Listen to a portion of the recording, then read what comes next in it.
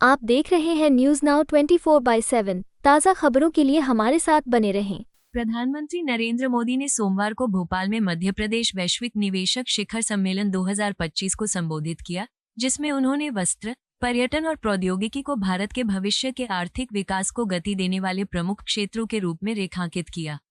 भारत के विकसित भविष्य में 3 प्रमुख सेक्टरों की बहुत बड़ी भूमिका होगी: टेक्सटाइल, टूरिज्म और टेक्नोलॉजी। ये तीनों सेक्टर करोड़ों नई नौकरियों के अवसर पैदा करेंगे। टेक्सटाइल सेक्टर को देखें तो भारत कॉटन, सिल्क, पॉलिएस्टर और विस्कोस का दुनिया का दूसरा सबसे बड़ा उत्पादक है। मध्य प्रदेश को भारत की कॉटन कैपिटल कहा जाता है और ये देश की 25% ऑर्गेनिक कॉटन सप्लाई प्रदान करता है। साथ ही महेश्वरी और चंदेरी साड़ियां अपनी खास पहचान रखती हैं और इन्हें जीआई टैग भी मिला है। हम टेक्निकल टेक्सटाइल जैसे एग्रो टेक्सटाइल, मेडिकल टेक्सटाइल और जियो टेक्सटाइल को बढ़ावा दे रहे हैं। पीएम मित्र स्कीम के तहत 7 बड़े टेक्सटाइल पार्क बनाए जा रहे हैं, जिनमें से एक मध्य प्रदेश में भी स्थापित हो रहा है। टेक्सटाइल की तरह ही टूरिज्म सेक्टर में भी नए आयाम जोड़े जा रहे हैं। मध्य प्रदेश का प्राकृतिक सौंदर्य, नर्मदा नदी के तट, आदिवासी संस्कृति और नेशनल पार्क इसे एक प्रमुख टूरिज्म हब बना रहे हैं। हेल्थ और वेलनेस टूरिज्म को बढ़ावा देने के लिए हील इन इंडिया मिशन शुरू किया गया है। मैं आप सभी से आग्रह करता हूं कि उज्जैन के महाकाल महालोक के दर्शन जरूर करें। इससे आपको महाकाल का आशीर्वाद भी मिलेगा और मध्य प्रदेश की सांस्कृतिक विरासत को भी नजदीक से देखने का अवसर मिलेगा। साथियों, भारत के विकसित भविष्य में 3 सेक्टर्स की बहुत बड़ी भूमिका रहने वाली है। ये तीनों सेक्टर्स करोड़ों नई जॉब क्रिएट करने वाले हैं। ये सेक्टर्स हैं टेक्सटाइल, टूरिज्म और टेक्नोलॉजी।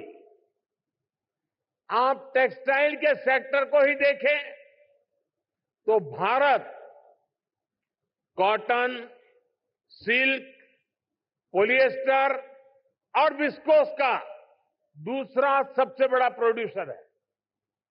भारत का टेक्सटाइल सेक्टर करोड़ों लोगों को रोजगार देता है। भारत के पास टेक्सटाइल से जुड़ी एक पूरी ट्रेडिशन भी है, स्किल भी है और एंटरप्रेन्योरशिप भी है। और मध्य प्रदेश तो एक प्रकार से भारत की कॉटन कैपिटल है।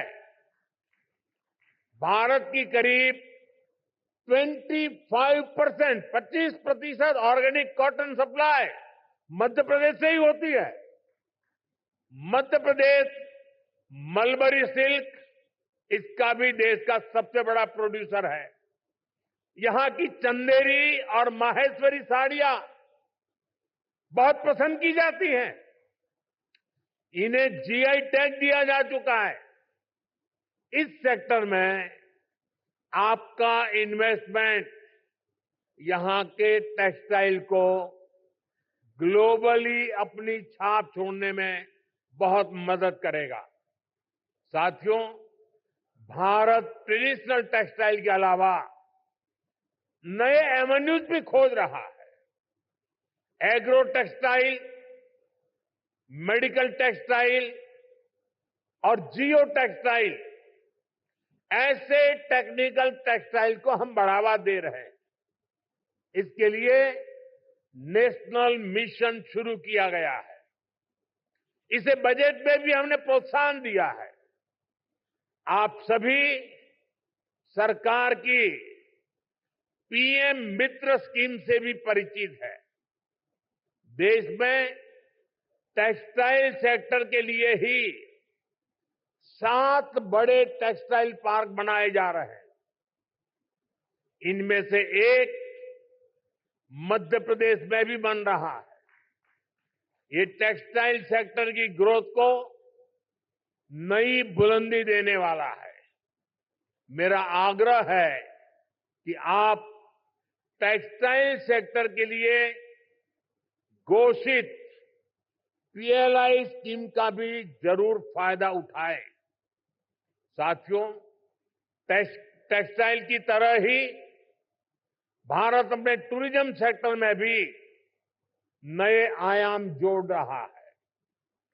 कभी एमपी टूरिज्म का एक कैंपेन होता था, एमपी अजब भी है, सबसे गजब भी है। जहां एमपी में नर्मदा जी के आसपास के स्थानों का, आदिवासी क्षेत्रों में टूरिज्म इंफ्रास्ट्रक्चर का बहुत अधिक विकास हुआ है।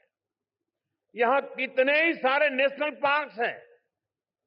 यहां हेल्थ एंड वेलनेस से जुड़े टूरिज्म के लिए भी अपार संभावनाएं हैं। हील इन इंडिया, इसका मंत्र दुनिया को पसंद आ रहा है। हेल्थ एंड वेलनेस के क्षेत्र में भी इन्वेस्टमेंट के लिए अपॉर्चुनिटीज लगातार बढ़ रही है। इसलिए हमारी सरकार इसमें पब्लिक प्राइवेट पार्टनरशिप को एनकरेज कर रही है। भारत की ट्रेडिशनल ट्रीटमेंट को, आयुष को भी बहुत बड़े लेवल पर प्रमोट किया जा रहा है।